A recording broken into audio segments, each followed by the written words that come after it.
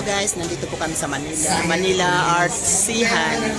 Nandito po si Mayor Scomoy, sa mga booths natin. At later, pag dumating sila dito sa harapan, they will be doing and they wanted to be part of the graffiti of the Manila art installation. So that's our highlight. So very participative. Ang ganda nung hindi ka lang basta pupunta dito, hindi ka lang basta bibili. You can also participate, you can also be part. Diba? May photo booth. Kanina may libreng hot.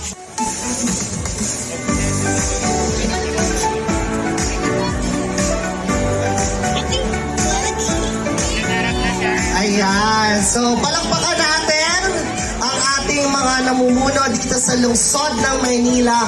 And now, to give us a few words of appreciation and greetings, let us call on our Vice Mayor, Chi Atienza.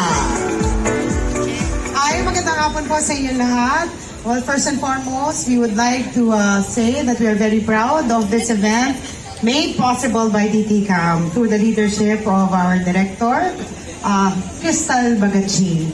Dito po sa Maynila, buhay na po ang gobyerno, and together with DTCAM. So lahat kayo, inimbitahan namin at kayo mga naparito. Oh, ito, di ba, dito magsisimula yung esplanade. Dito, di ba, lalakad kayo dyan. O, chichicha kayo.